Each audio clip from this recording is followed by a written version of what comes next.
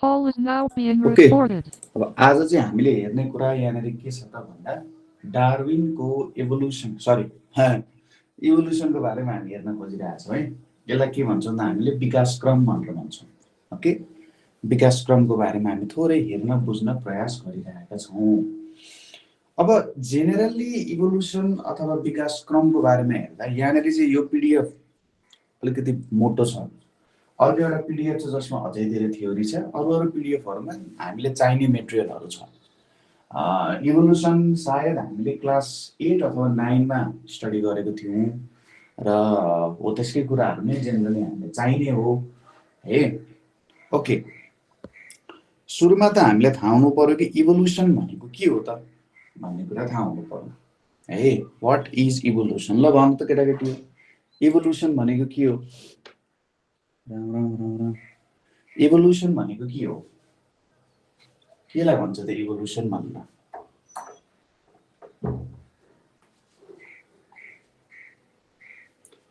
केलाई evolution भन्छ?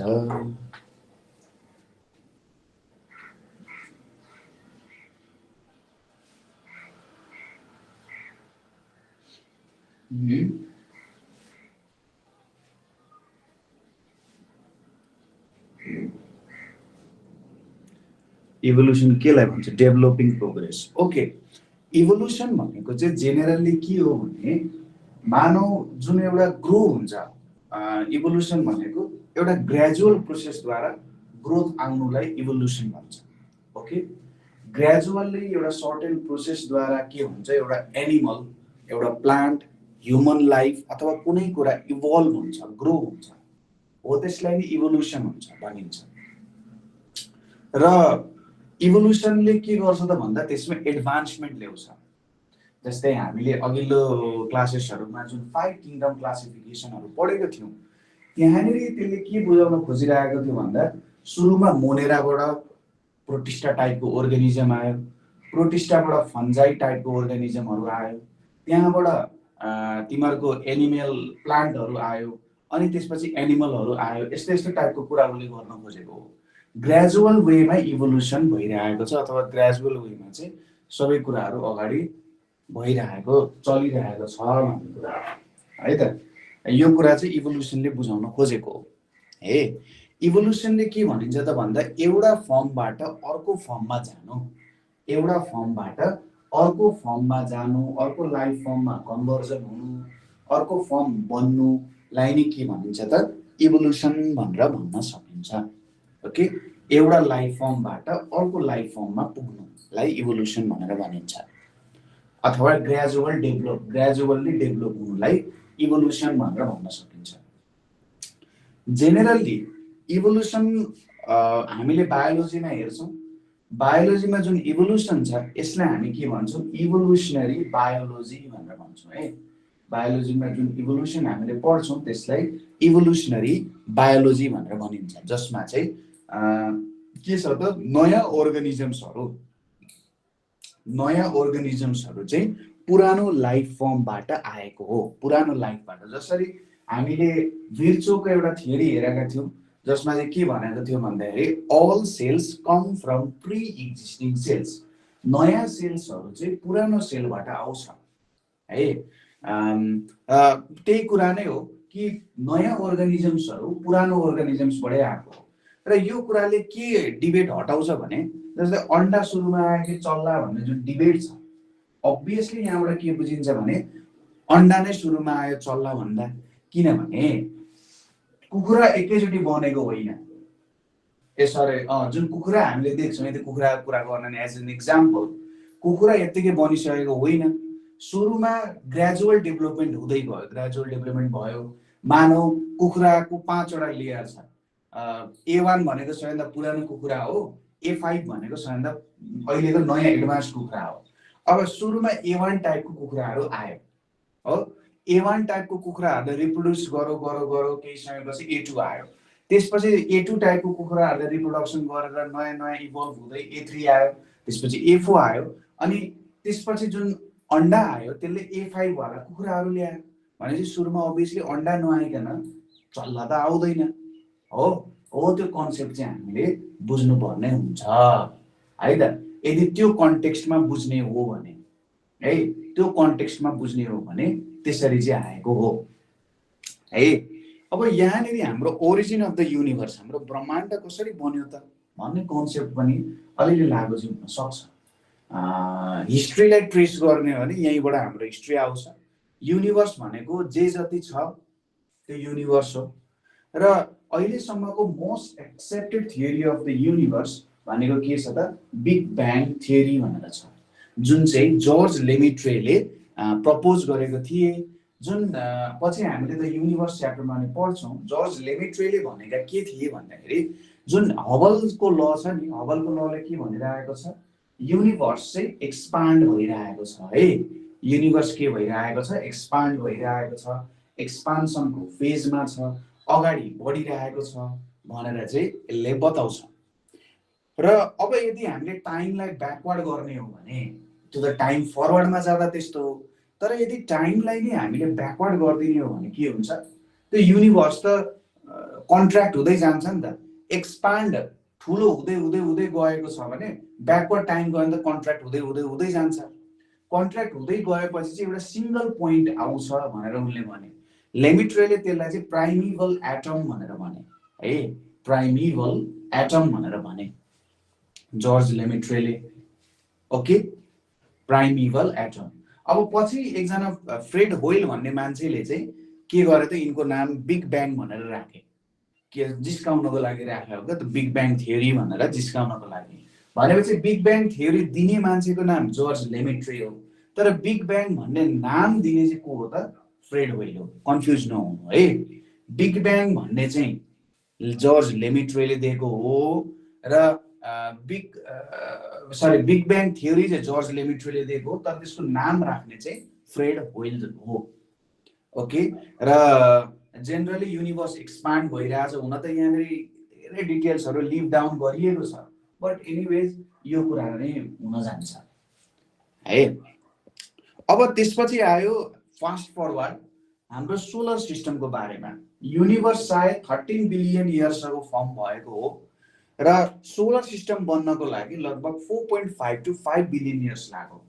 यसको लागि चाहिँ सबैभन्दा राम्रो हाइपोथेसिस, अब no one can test experimentally कि सोलर सिस्टम कसरी बन्यो भनेर एक्सपेरिमेन्टली टेस्ट गर्नु भनेको त त्यो पोइन्ट अफ टाइममा पुग्नु पर्यो, बट त्यो कसैले गर्न अहिले सक्दैन। 4.5 बिलियन इयर्स अगो पुग्नु पर्यो हैन, त्यो बेलामा त पुग्न सकिँदैन।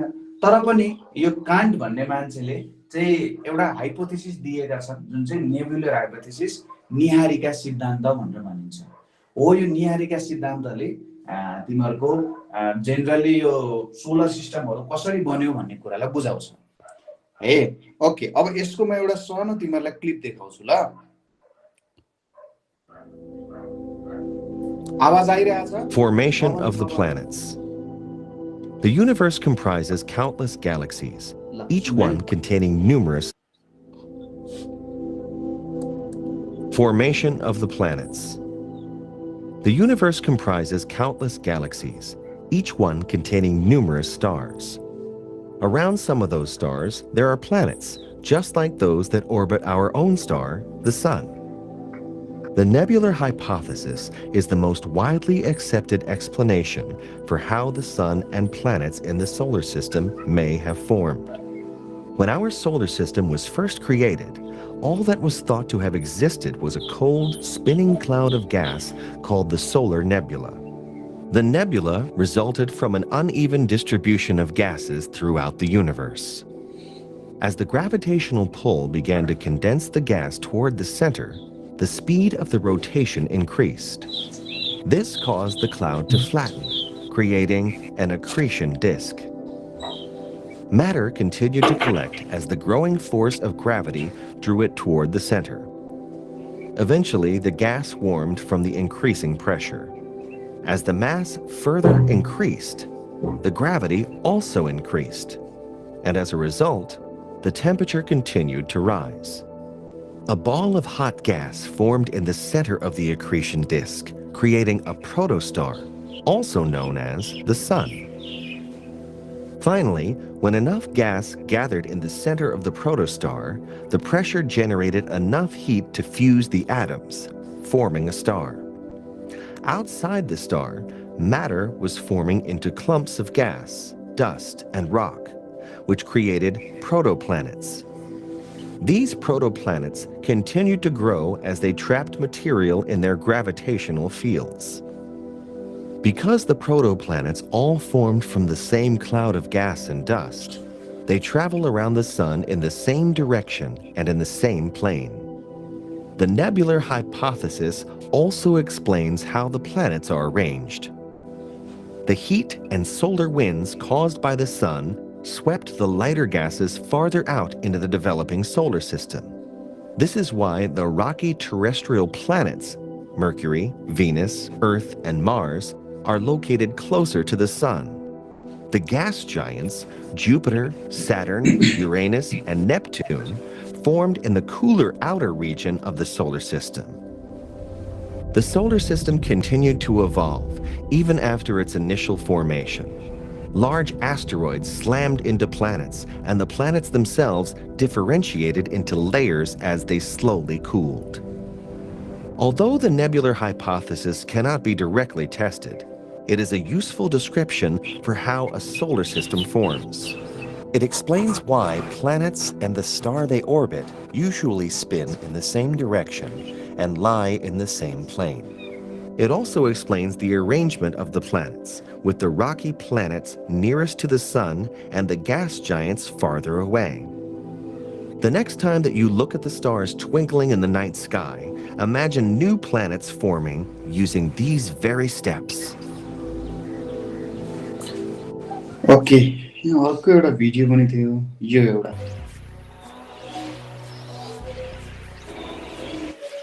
In the past few billion years, Earth has been pummeled by asteroids, crashed into other planets, and frozen over several times.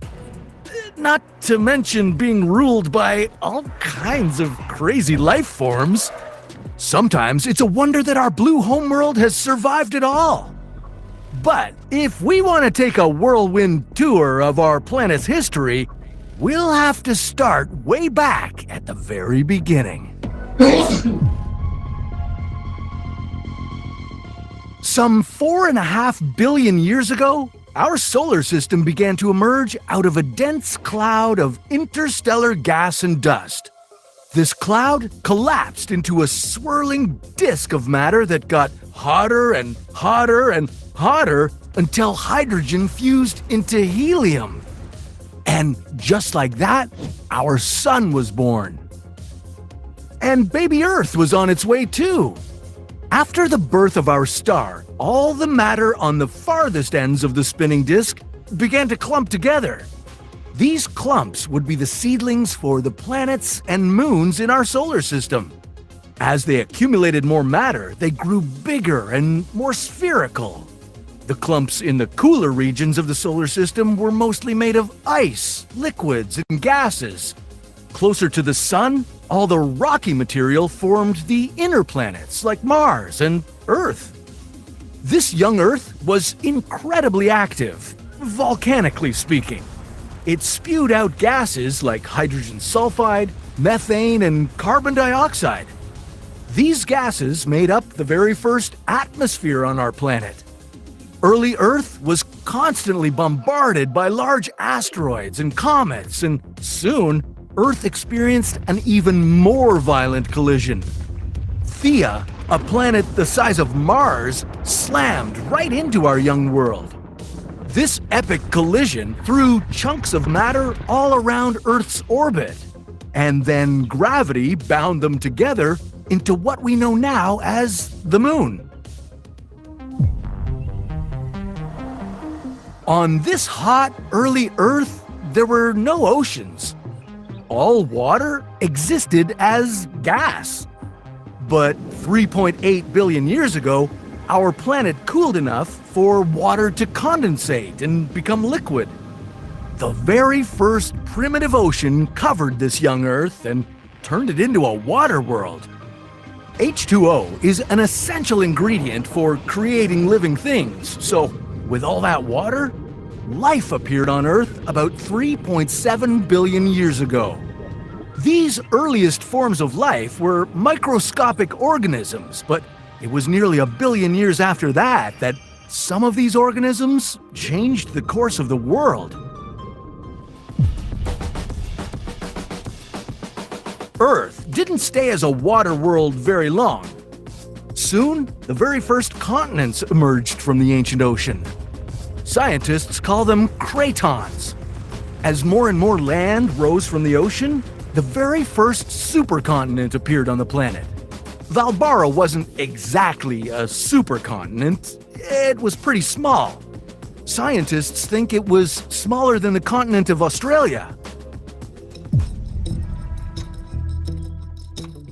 Around 2.4 billion years ago, cyanobacteria evolved to become our planet's first photosynthesizers. Finally, we had some oxygen producers to make Earth's atmosphere much more hospitable. And the rest is history, folks. Just kidding, we've still got a long way to go. With all this new oxygen, Earth's atmosphere had much lower levels of carbon dioxide. And that made the planet icy cold. Much of our young world froze over as Earth saw its first ice age. Now, as Earth's atmosphere was changing, the continents were moving too. They broke up and reassembled into the next supercontinent, Rodinia. Rodinia was a real supercontinent. It may have been the largest supercontinent to ever cover the planet. And life? Well, life finally became more complex. But then something happened. Rodinia broke apart and a new supercontinent assembled. This one was called Pannotia. Then, between about 540 and 485 million years ago, there was an explosion of new life. This time was called the Cambrian explosion. And the animals that evolved during this period had hard body parts, like shells or spines. The most famous of all were the alien-looking trilobites. Around 440 million years ago, the climate suddenly shifted and the temperature of the ocean changed dramatically. Earth saw its first mass extinction event. This was the Ordovician Silurian extinction, and a majority of the life that had been spreading around the planet vanished. Many of these life forms laid the foundation for the ecosystems that we have on Earth today. Somewhere between 420 to 350 million years ago, the first trees arose from Earth's soil. And the first animals made their way to land, too. 250 million years ago, the planet was covered by our last vast supercontinent, Pangaea. Sadly, it was also during this period that Earth witnessed the greatest mass extinction event in our history, the Great Dying. Huge amounts of greenhouse gases and accelerated global warming wiped out about 90% of all species on Earth. But this mass extinction helped pave the way for the next wave of animals to evolve. 240 to 230 million years ago, the first dinosaurs appeared. For the next 150 million years, they'd rule the land. If you were there, you'd have witnessed the gigantic sauropod Argentinosaurus, the largest land animal ever. Or you might have been chased by one of the Earth's greatest apex predators, the T-Rex. And you'd also witness Pangaea breaking up and forming the continents we know today. Okay, you may already know where this is headed. 66 million years ago, an asteroid slammed into our planet, right where Mexico sits now. And it coughed up so much debris into the atmosphere that it blocked out the sun. This led to devastating climate changes that caused the dinosaurs to die out, In the next wave of emerging animals, mammals became more common. Around 6 million years ago, the earliest known humans started walking this world. This species was called Sahelanthropus, though they still likely walked on all fours. 4 million years ago, early humans began to walk upright, and about 1 million years later, they developed the first known tools, which they used to break things. Some 800,000 years ago, things sparked. These early humans discovered how to control fire and could now cook food and provide themselves with heat. Their brains continued to evolve, now more rapidly than ever. These humans learned to interact with each other and the surrounding world in whole new ways. Then, between 40,000 to 15,000 years ago, all other human species besides Homo sapiens went extinct. 10,000 years ago, Earth saw its earliest farmers. These previously nomadic humans stopped wandering the planet and finally put down their roots. Jumping way forward to about 250 years ago, the Industrial Revolution took place. We went through major technological, socioeconomic, and cultural transformations. Rural-based farm societies became more industrialized urban ones. Our human population continued to grow. By 1804, we reached 1 billion. By 1927, we'd hit 2 billion. And since the 1960s, the global population has risen faster and faster to where it is now, at over 8 billion people. And now there's a new threat to human existence and many other forms of life here on Earth. Climate change. Temperatures and sea levels are rising worldwide, and biodiversity is declining. We could be on the verge of another mass extinction event if things don't change. But Okay. तिमीहरुले कुरा बुझ्यौ? that's a एउटा story. Interesting video.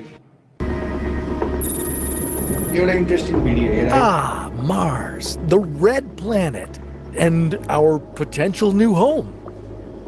Well, Mars isn't as hospitable as it sounds. It's really inhospitable. It might be a balmy 20 degrees Celsius during the day, but at night, the temperatures can drop to minus 153 degrees Celsius. Okay, if you don't know what minus 153 degrees Celsius is, it's intensely cold. It's like minus 243 degrees Fahrenheit.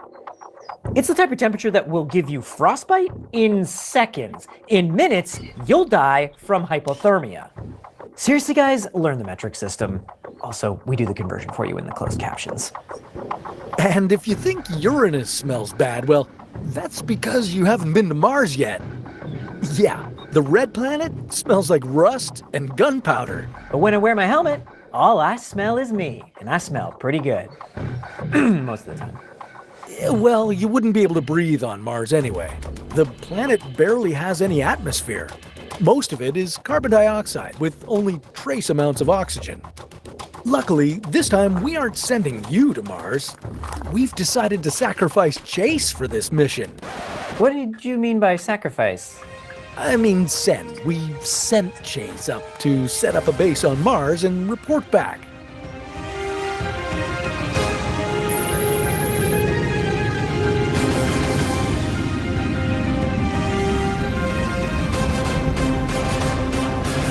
Hey, he made it! Welcome to the Red Planet.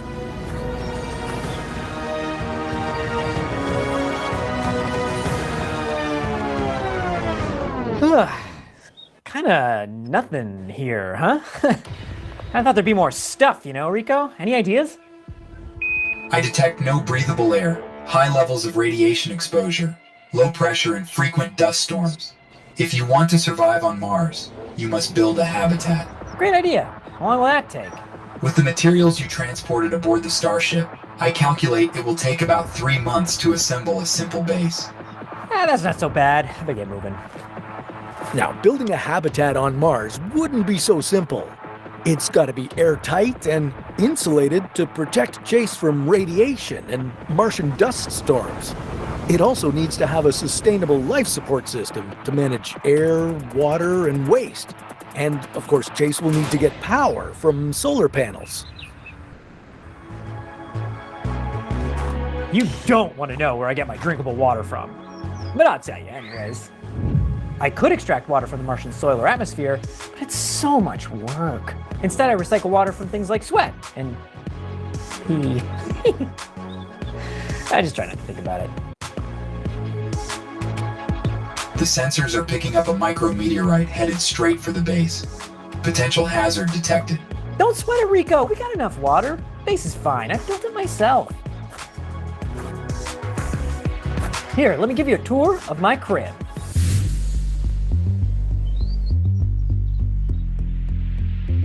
Welcome to the fanciest pad on the planet. Over here is where I sleep. And over here is where I eat. And over there is a window. And this is my luxury first aid corner, in case I get hit by like a dust storm. Those babies travel at like 100 km/h. They could easily slice through my spacesuit. Oh, you gotta see my Michelin star greenhouse. It's 5 stars because it's rated out of this world. It's my favorite place in the base. Only thing is, I had to build it unattached to my main living quarters because Rico forgot to include a tunnel in the first base plan. So now every time I gotta go check on my plants, I have to go outside. It's exhausting. That's why I don't bother to take off my helmet when I pop into my habitat. I'm all about efficiency.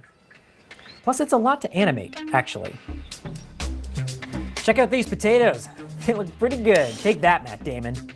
Micrometeorite is approaching the base. I calculate the chance of it striking the habitat as 87.42%. Rico, silencio, por favor. I'm recording a YouTube video, my friend. Come on, and what did I tell you? Round the numbers. Okay, where was I? Oh, yeah, potatoes. It takes a lot of work to grow anything on Mars. Taters aren't my first choice. I'd grow burgers if I could, but we work with what we got. I keep my greenhouse nice and pressurized and at a comfy temperature of 16 degrees Celsius. And for those of you who hated the recycled pea stuff, you're gonna love this next part because as a fertilizer for the Martian soil, I use a super special ingredient, my poo. Not because I'm a sicko, but because Martian soil is literally garbage, figuratively speaking. It smells pretty bad in here. Ugh, but at least it doesn't smell as bad as Uranus. Danger. Micrometeoroid has breached the habitat. You must go there immediately. What? Ah, damn meteoroid. Sorry guys, I gotta go check this out.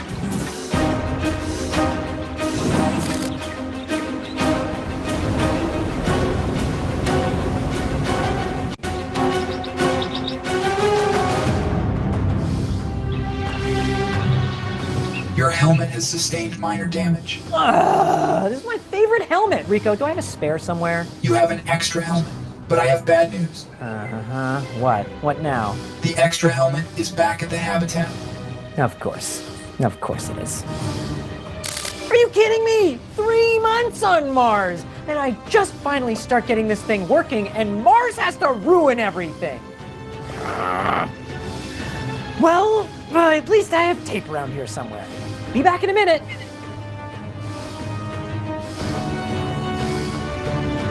Here, this should work. Rico, how's that storm looking? Not good.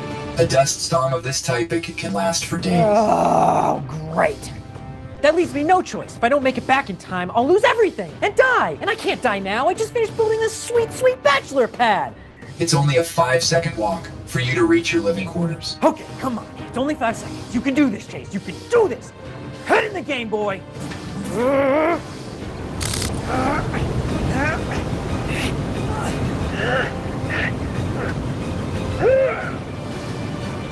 Oh, this helmet is useless. I'll go without it.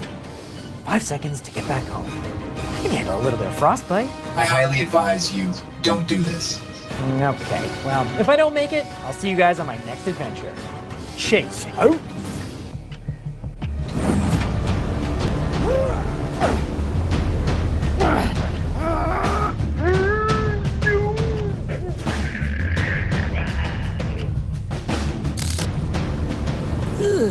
Looks like the atmospheric pressure killed him before the frostbite could. Didn't I say going out there without a helmet was a bad idea?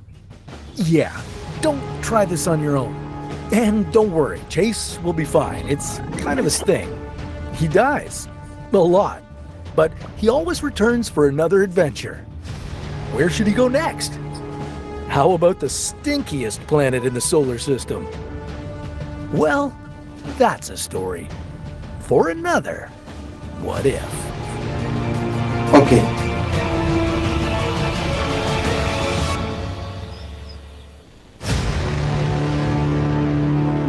ब्याकग्राउन्डमा play हुन्छ nice okay so यो केही कुराहरू भयो ए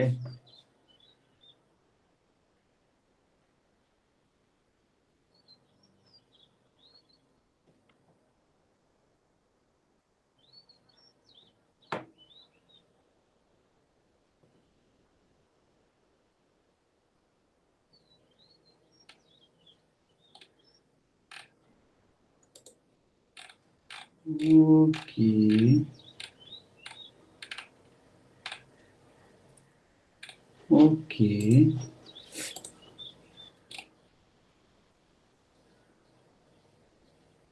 होइन अब ल अब तिमीहरूले धेरै पढ्ने इच्छा गर्ने रहेछौ मैले तिमीहरूले पढाउनु पर्ने धेरै हो ओके अब थियरी अफ स्पेशल क्रिएसन भनेर भनिरहेको छ लाइफ वाज क्रिएटेड बाई गड भनेर थियरी अफ स्पेशल क्रिएसनले भन्छ अब नेक्स्ट कुरामा के छ भन्दाखेरि बाइबलले के भनेको छ त भन्दा गड created the world in 6 days भनेर भनिरहेको छ है त यो कुरा छ र डे 1 मा हेभन एन्ड अर्थ डे 2 मा स्काई एन्ड वाटर डे 3 मा land end land plants day 4 मा सन मुन एन्ड स्टार्स डे 5 मा बर्ड्स एन्ड फिसेस डे 6 मा ल्यान्ड एनिमल्स एन्ड ह्युमन यो कुरा छ फर्स्ट ह्युमन चाहिँ एडम थियो उसलाई चाहिँ क्लेमा क्रिएट गरिएको थियो फर्स्ट वुमन इभ थियो जुन चाहिँ 12th रिप अफ एडमबाट डेभलप भएको भन्ने कुरा छ यो कुरा कतिको सत्य छ असत्य छ भन्ने कुरामा हामीले यतिकै एनालाइज गर्नु पनि हुँदैन त्यो कुरा ठिक हुँदैन हैन त्यतिकै एनालाइज गरेर भन्नु अथवा यसरी यो चाहिँ यो हो अथवा यो हो यति हो भनेर भन्नु ठिक पनि हुँदैन किनभने जसले लेख्यो अब उसको अनुसारको इन्टरप्रिटेसन हुन सक्छ हैन मान्छे अनुसारको इन्टरप्रिटेसन भइ नै रहेको हुन्छ हिन्दू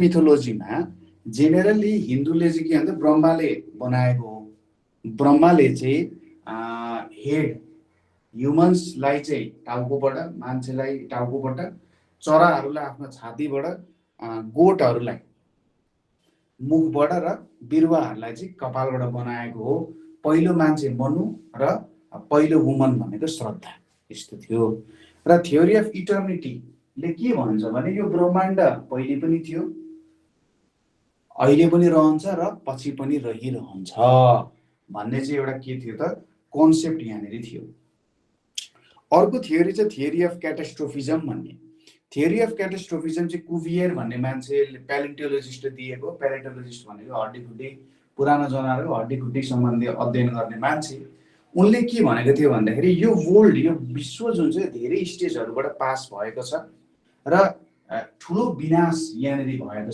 प्रलय भएको छ अघि भर्खर हामीले हेर्यौँ नि बीचमा कतिवटा धेरै विनाश ठुल्ठुलो प्रलयहरू भयो कति जनावरहरू पुरै वाइप आउट नै भयो हैन पुरै जनावरहरू वाइप आउट भयो त्यो एउटा सर्टेन टाइममा त्यसपछि लिभिङ बिङ्सहरू कति मर्यो फेरि नयाँ जेनेरेसन आयो फेरि तिनीहरू पनि मरे फेरि नयाँ जेनेरेसन आयो यसरी चाहिँ के भइरहेको छ लाइफ अगाडि भइरहेको छ भेरी नाइस थ्योरी क्याटास्ट्रोफिजम अनुसार काम भइरहेको छ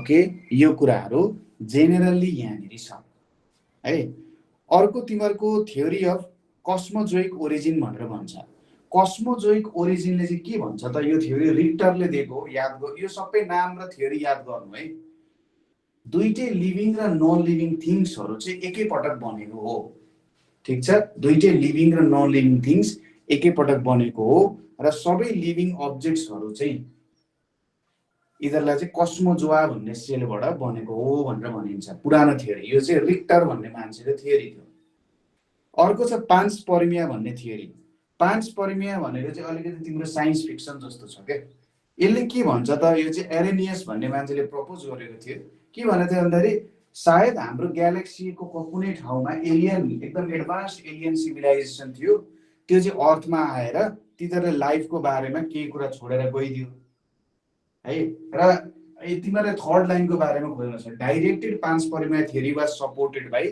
जेनेटिक कोड अथवा जेनेटिक कोडहरू हेरेर के भइरहेछ कस्तो भइरहेछ भन्ने कुराले चाहिँ यसलाई सपोर्ट पनि गर्न थाल्यो त्यो अचम्मको कुरा छ हैन एक्चुअली यसको बारेमा पनि तिमीहरूले हेर्न सक्छौ किनभने यो थियोरी 1908 मा आएको अहिले भन्दा लगभग 120 पनि पुगेन 110 वर्ष अगाडि 116 वर्ष अगाडि भनौँ न धेरै पनि भएको छैन नि त हैन 116 वर्ष अगाडि यस्तो थियोरी आइरहेको छ हैन 1908 भनेको त आइन्स्टाइनले आफ्नो थियोरी अफ रिलेटिभिटी दिएको 3 वर्ष पछाडि यस्तो थियोरी आयो भने केही न केही त ट्रुथ होला यसमा अर्को थियोरी अफ स्पोन्टेनियस जेनेरेसन छ स्पोन्टेनियस जेनेरेसनले के भन्छ भने लाइफ चाहिँ यतिकै निक्लिन्छ भन्ने कुरा भन्छ क्या जस्तै लाइफ कसरी आएको हो भन्दाखेरि सनको कारण लाइफ आएको हो यसमा के ट्रुथ त छ एरिस्टोटलले के बिलिभ गर्थे भने प्लान्टहरु चाहिँ आफैसे आफ सोइलबाट निक्लेको हो भन्ने बिलिभ गर्थे है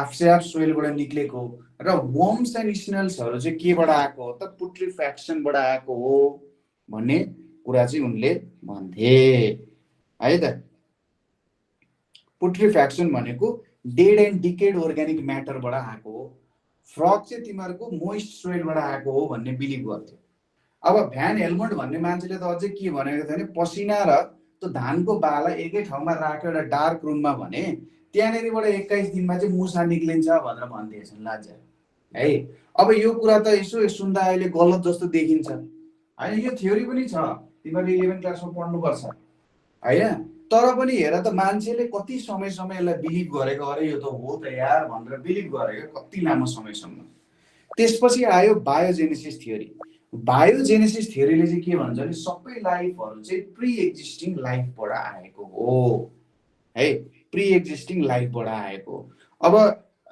जेनरली यसको लागि चाहिँ के भयो भन्दा फ्रान्सिस्को रेडी भन्ने मान्छेले एउटा एक्सपेरिमेन्ट गर्यो एक्सपेरिमेन्टमा पकाएको मासु उनले के गर्यो भने पहिलो त केही पनि कुराले कभर नगरी राखे अर्को माथिबाट प्यार्चमेन्ट भनेको पेपरले कभर गरे तेस्रोमा मुस्लिन भनेको एउटा कपडाले कभर गरेर राखे उनले के भयो भन्दाखेरि त्यो अनकभर्ड जार जुन छ त्यसमा चाहिँ के आयो त म्यागट्सहरु भनेको अलिकति डेड एन्ड डिकेड अर्ग्यानिक म्याटर्सहरु सरी त अलिकति जुन किरा फटेङ्ग्राहरु हुन्छ हो त्यस्तो कुराहरु त्यहाँनेरि जम्मा भए म्यागट्सहरु र जार जुन चाहिँ कभर गरिएको थियो त्यसमा किनै पनि थिएन किनभने कहीँबाट छिर्ने ठाउँै थिएन र जुन कपडाले कभर गरिएको थियो त्यसमा चाहिँ के देखियो भने त्यहाँनेरि माथि झिँगा आएर बस्दो रहेछ अनि पछि देखेको अरे यहाँ भित्र पनि म्यागट छ झिँगाले जुन अन्डा पार्दो रहेछ नि त्यो अन्डा चाहिँ त्यो दुलोबाट छिरेर जान सक्दो रहेछ कपडाको बीचमा जुन दुलो हुन्छ त्यहाँबाट चाहिँ सानो दुलोबाट छिर्न सक्दो रहेछ त्यो अन्डा अनि त्यो दुलोबाट छिरेर चाहिँ त्यहाँनेरि म्यागट्सहरु के भएको रहेछ त डेभलप भएको रहेछ है त र स्पलान्जानी भन्ने मान्छेले पनि एउटा एक्सपेरिमेन्ट के गरेछन् भन्दाखेरि त्यो केहीको सुप अब चिकन सुप पनि हुन सक्छ भेजिटेबल सुप पनि हुन सक्छ त्यसलाई चाहिँ पकाएर एउटा भाँडोमा कतैबाट केही छिर्ने नछिर्ने गरी भाँडोमा तिनले हालेछन् त्यो भाँडोमा हाल्दाखेरि के पाइएछ भन्दाखेरि कुनैतिरबाट पनि छिर्ने ठाउँ नभइसकेपछि त्यहाँ कुनै पनि अर्गानिजम्सहरु नै डेभलप भएन छ के त्यस्तो कुरा चाहिँ पत्ता लागेको छ र लुइस पास्चरले पनि त्यस्तो एक्सपेरिमेन्ट गरेछन् र जेनेरली अर्को कुरा उनले चाहिँ के एक्सपेरिमेन्ट गरेर देखाइदियो भने 21 दिनसम्म त्यसरी धानको बाला र पसिना राख्दाखेरि मुसा आउँदैन है बुढाहरूले अलिकति ठग्या हो भन्ने कुरा पनि उनले जेनेरली प्रुभ गर्दे है त यो कुरा छ ओके जेनेरली यो कुराहरु तिमीहरूले यहाँबाट हेर्न सक्छौ ओके अब तिमीहरूले